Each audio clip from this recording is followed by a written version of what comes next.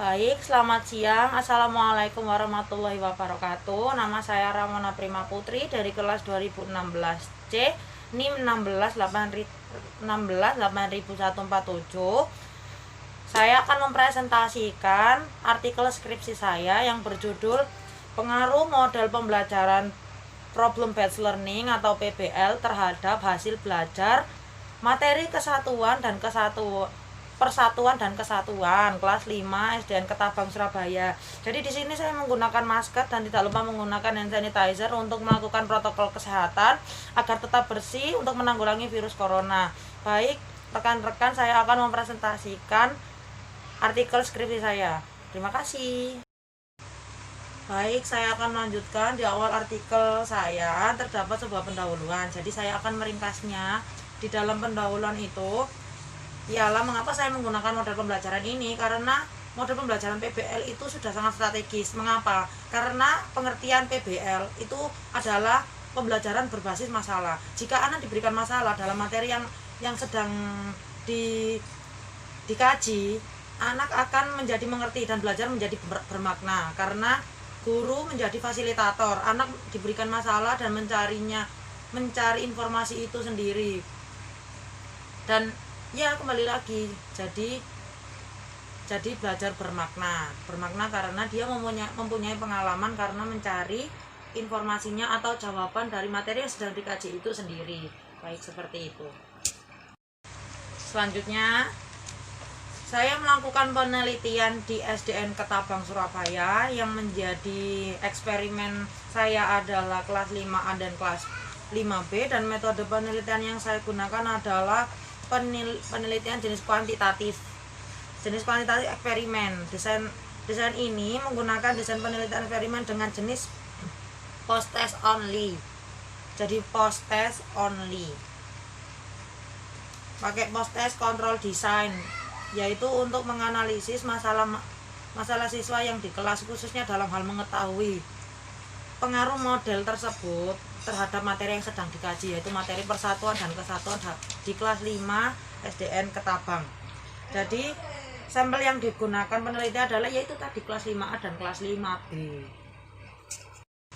Nah, saya tadi kan sudah membahas untuk metodenya saya menggunakan post test only. Post test only-nya itu tekniknya itu seperti memberikan tes di akhir pembelajaran atau materi yang sudah saya ajarkan kepada anak-anak itu tadi. Di kelas 5A adalah kelas eksperimen saya sama kelas 5B.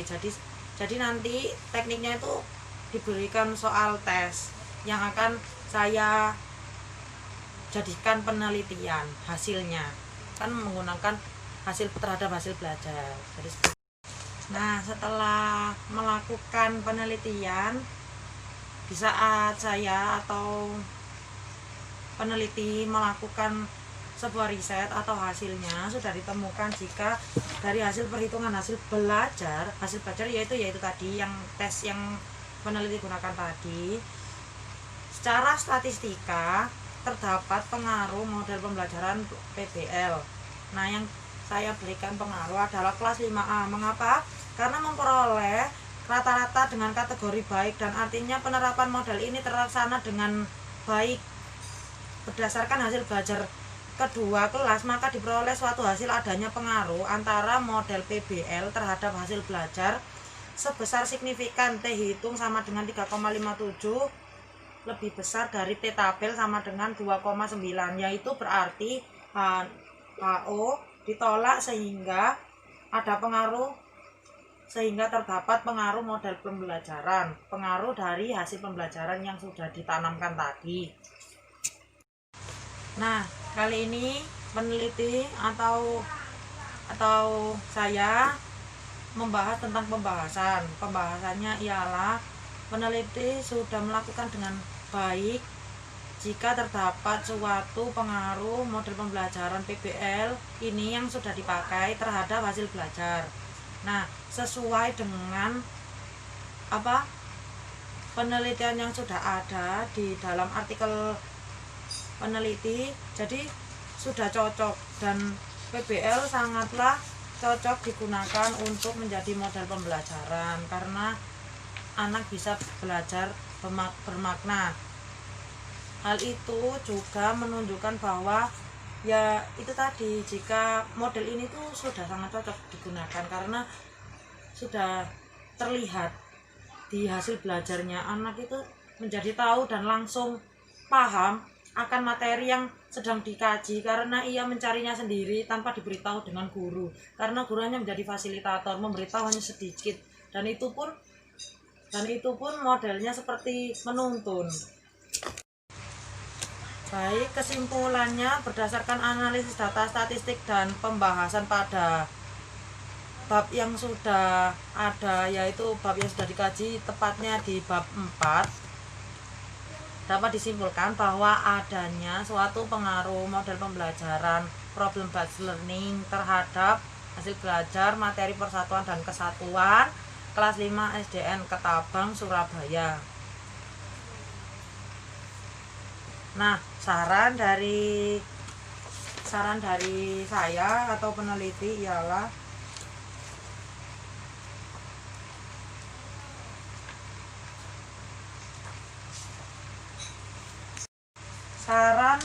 saran dari peneliti berdasarkan kesimpulan untuk seorang pendidik, model PBL ini itu digunakan karena itu tadi seperti yang saya ulang-ulang tadi, karena membuat anak itu belajar bermakna.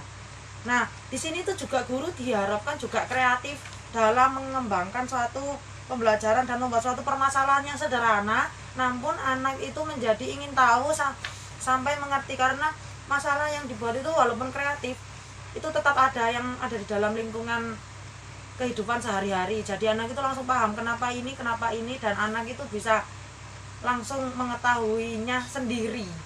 Jadi seperti itu. Nah, bagi peserta didik juga, peneliti berharap kepada peserta didik untuk selalu memberikan respon positif terhadap model pembelajaran yang diberikan.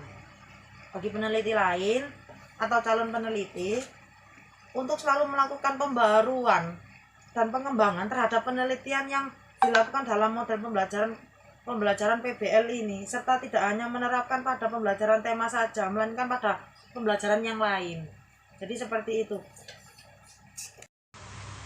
Baik, jadi seperti itu presentasi artikel skripsi saya. Jadi saya ingin mengakhiri presentasi virtual ini dengan mengucapkan terima kasih banyak atas perhatian rekan-rekan, dan terima kasih juga sudah meluangkan waktu untuk menyimak presentasi dari saya. Saya juga berterima kasih untuk dosen pembimbing dan Tuhan Yang Maha Esa, karena berkat beliau skripsi saya sudah selesai dan benar-benar sudah siap, dan artikel saya. Baik, selebihnya saya mohon maaf jika ada salah kata dan perbuatan. Saya mengucapkan terima kasih dan mohon maaf sebesar-besarnya, dan jangan lupa tetap melakukan protokol kesehatan dan tetap menjaga kebersihan ya teman-teman. Assalamualaikum warahmatullahi wabarakatuh.